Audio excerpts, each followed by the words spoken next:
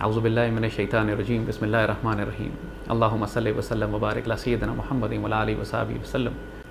قرآن پاک میں اللہ تعالیٰ مسلمانوں کو ایک بات کی نصیحت کرتا ہے۔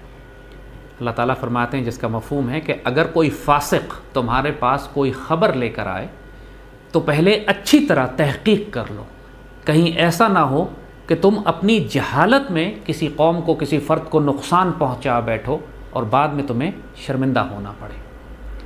یہ احکامات اللہ تعالیٰ نے کس موقع کے لیے دیے ہیں؟ یہ ایسے موقعوں کے لیے ہیں کہ جب کوئی فاسق، کوئی جھوٹا، کوئی مکار، کوئی جیو نیٹ ورک، کوئی حامد میر، کوئی طاہر اشرفی آپ کے پاس جب جھوٹی خبریں لے کر آئے تو آپ اچھی طرح تحقیق کر لیں، کہیں ایسا نہ ہو کہ اپنی جہالت میں آپ ایسے مشن کو نقصان پہنچا بیٹھیں جو تکمیل پاکستان کا مشن ہے، جو اللہ اس کے رسول کے دین کی حفاظت کرنے والا مشن ہے، جو پاکستان کے دفاع کا مشن ہے، اور بعد میں آپ کو شرمندہ ہونا پڑے اگر امن کی آشا جیت جائے، آپ کو شرمندہ ہونا پڑے کہ اگر دشمن کفار اور منافقوں کو یہ موقع مل جائے کہ یہ مسلمانوں کے تکمیل پاکستان کے مشن کو، خلافت راشدہ کے مشن کو، غزوہ ہند کے مشن کو نقصان پہنچا بیٹھے۔ میرے آقا صلی اللہ علیہ وآلہ وسلم کے ایک اور خوبصورت فرمان عالی شان ہے کہ آپ نے فرمایا، جس کا مفہوم ہے کہ ایک انسان کے جھوٹا ہونے کے لیے یہ بات کافی ہے کہ سنی سنائی بات بغیر تحقیق آگے بیان کر دے، یعنی وہ شخص جھوٹا ہے۔ شریعت کے مطابق جب کوئی شخص الزام لگاتا ہے تو ثبوت اس کو ساتھ پیش کرنے پڑتے ہیں، اور جو ثبوت نہ پیش کرے اس کو جھوٹا کہا جاتا ہے۔ لعنت اللہ علی الکاذبین، جھوٹوں پر اللہ کی لعنت ہوتی ہے، اور نہ ان کی گواہی قبول ہوتی ہے بلکہ ان پر قذف یعنی کوڑوں کی سزا ان کو دی جاتی ہے، ان کو درے مارے جاتے ہیں۔ اگر دین اور شریعت کی بات کرنی ہے تو یہ شریعت کے تقاضے ہیں، اور ان تقاضوں کو اپنے سامنے رکھیے گا، اس کے بعد ہم آپ سے آگے بات کریں گے کہ جو کچھ آج یہ جیو نیٹ ورک پاکستان کے خلاف اور ہمارے خلاف کر رہا ہے وہ اس کی حکمت عملی ہے کیا۔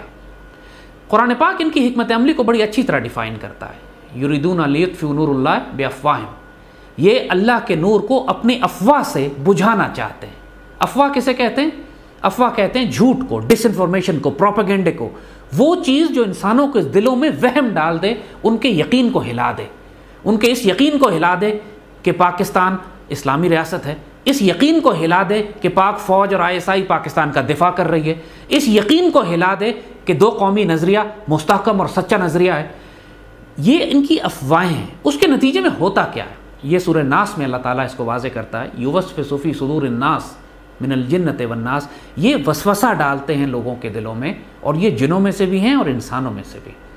ان کا کام ہے، ان کی افواہوں کا نتیجہ ہے کہ وسوسہ پیدا ہو جاتا ہے۔ اور وسوسہ کس چیز کو جنم دیتا ہے؟ وسوسہ انسان کے وجود میں جو یقین ہے اس کو ہلا کے رکھ دیتا ہے، انسان کا کانفیڈنس شیک کر دیتا ہے۔ پتہ نہیں یہ آدمی مسلمان بھی ہے کہ نہیں، پتہ نہیں یہ آدمی قادیانی ہے کہ نہیں، ختم نبوت پہ یقین رکھتا ہے کہ نہیں، یہ پاکستان کے دفاع میں کام کر رہا ہے یا نعوذ باللہ کوئی فتنہ ہے، یہ بھی کوئی ایجنٹ ہے کہ نہیں، یہ جو یقین ہے یہ ہل کے رہ جاتا ہے۔ نتیجہ یہ ہوتا ہے کہ انسان کفار کے پروپیگنڈے پر، منافقین کے پروپیگنڈے پر دوسرے انسانوں کو کافر کہنا شروع کر دیتا ہے، ان پر فتوے جاری کرنا شروع کر دیتا ہے۔ اور یہاں پر ہم آپ کو حضور اپنے آقا نبی کریم صلی اللہ علیہ وسلم کی ایک اور حدیث مبارک یاد کراتے ہیں، جس میں میرے آقا نے فرمایا، جس کا مفہوم ہے کہ اگر کسی مسلمان کو کوئی شخص کفر کا فتویٰ دے اور وہ آگے مسلمان ہو تو یہ فتویٰ دینے والے پر واپس لوٹ کر آتا ہے۔ لہذا جہاں تک کفر کے فتوے کا تعلق ہے، انتہائی احتیاط کی ضرورت ہے، کیونکہ ایک مسلمان کو کافر کہنا، انسان صرف اس پہ الزام نہیں لگا رہا، یہ عام بہتان نہیں ہے، انسان اپنا دین اور ایمان بھی چھوڑ جاتا ہے، خود کافر ہو جاتا ہے۔ لہذا یہ جو جیو والوں نے اپنے حامد میر جعفر نے، اور وہ جو حرام چربی کا ڈرم ہے، اس نے جو ہمارے خلاف جو ایک بہتان لگایا، نعوذ باللہ کہ ہم ختم نبوت پہ یقین نہیں رکھتے، ہم کافر ہیں، استغفر اللہ، پہلے تو بڑے صاف اس کو رد کر دیں اس بات کو، جو ہمارے الحمدللہ 6-7 سال ہو گئے ہیں ہم کو ٹیلی ویژن کے پروگرام آتے ہوئے، ہزاروں ہمارے لیکچرز ہیں، ہماری کتابیں ہیں، ہمارا مٹیریل ہے، لیکن چونکہ بہت بڑی تعداد میں نئے بچے بھی روز ہمیں سینکڑوں ہزاروں کی تعداد میں شامل ہو رہے ہیں، اور وہ ظاہر ہے ہمارے ماضی کی ساری کتابیں اور ہمارے سارے لیکچرز انہوں نے سنے نہیں ہیں، تو صرف ہمیں کوئی فرق نہیں پڑتا کوئی ہمیں کافر سمجھے یا مسلمان سمجھے۔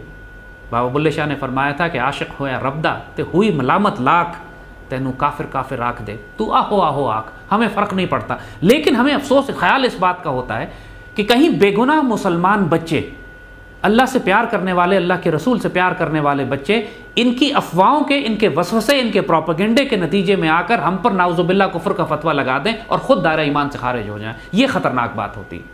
اس لیے ہم تھوڑا سا احتیاط کر کے بڑے واضح طور پر ایک دفعہ پھر آپ کو بتا دیتے ہیں کہ اللہ کے فضل سے کوئی نعوذ باللہ ختم نبوت کے معاملے میں ہمیں کوئی شک نہیں ہے.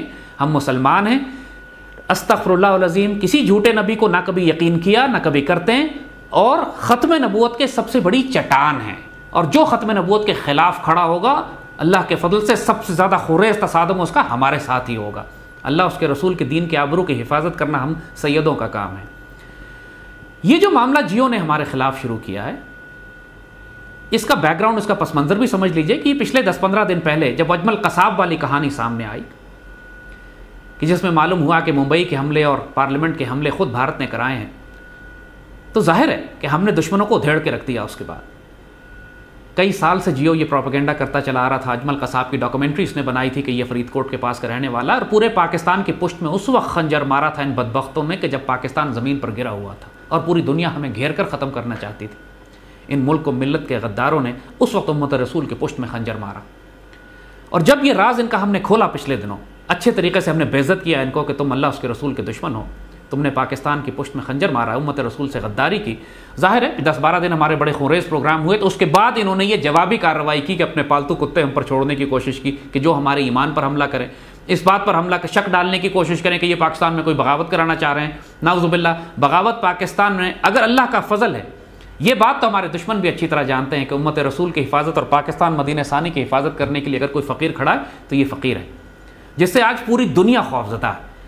اتنا بڑا جیو نیٹ ورک جو پوری دنیا میں تباہی مچاتا پھر رہا ہے, جو ٹائمز آف انڈیا کے ساتھ مل کر پاکستان کی فورن پالیسی تبدیل کر کے امن کی آشا چلانا چاہ رہا ہے, جو انڈین فلموں اور گانوں, ڈراموں اور فحاشی اور بدکاری ہمارے نوجوانوں میں عام, زنا ہمارے نوجوانوں میں عام کرنا چاہ رہا ہے, وہ اتنا بڑا ایک ابلیس کا طاغوتی نظام, تبلیغاتی نظام, جس کا کام جھوٹ اور پروپیگنڈا اور افواہ کو پھیلانا, لوگوں کے دلوں میں وسوسے ڈالنا, ان کے یقین کو ہلانا ہے, وہ ایک فقیر سے خوفزدہ ہے.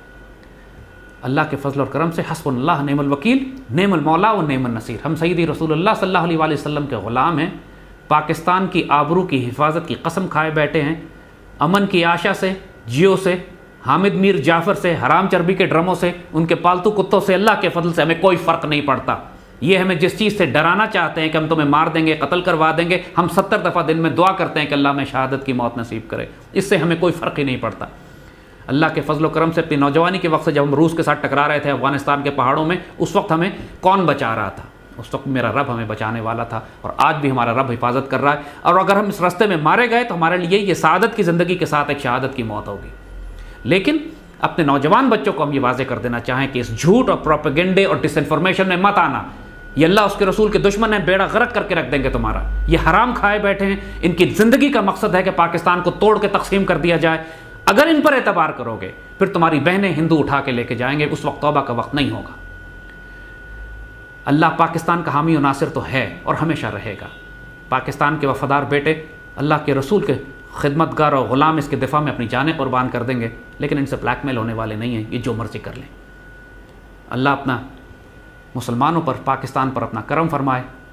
اللہ ہمیں ان کے شر سے محفوظ کرے, غداروں کے, منافقین کے, دجالیوں کے, ان جیو والوں کے, ان فتنے فسادیوں والوں کے, جھوٹ بولنے والوں کے. استغفر اللہ العظیم.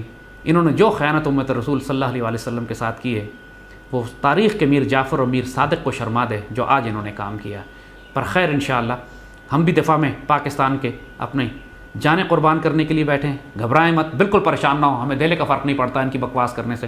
ہم اپنے مشن پہ جاری رکھیں گے, اور اب اللہ نے چاہا تو انشاءاللہ اس حرام جیو کی ایول امپائر کو بند کرا کے دم لیں گے. یا یہ ہمیں ختم کر دیں یا ہم انہیں ختم کریں گے. اب کمپرومائز ان سے انشاءاللہ نہیں ہوگا. اللہ پاکستان کا حامی و ناصر ہو. الصلاۃ والسلام علیک سیدی رسول اللہ, الصلاۃ والسلام علیک سیدی خاتم النبیین. اللہم صلی وسلم وبارک علی سیدنا محمد وعلی آلہ وصحبہ وسلم.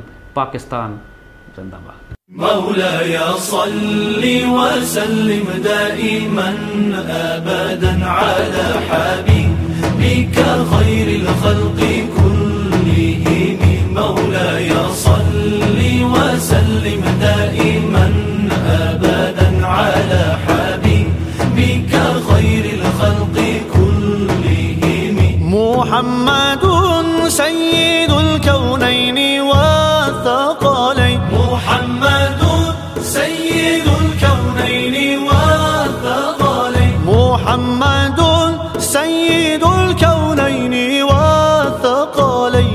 والفارقين من عرب ومن عجم.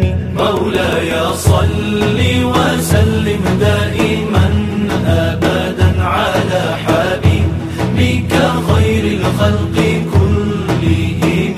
مولاي صل وسلم دائما أبدا على حبيبك خير الخلق كلهم.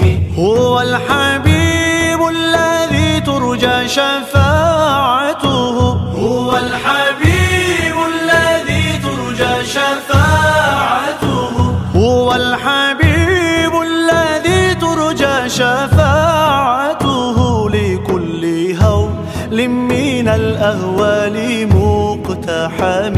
مولاي صل وسلم دائما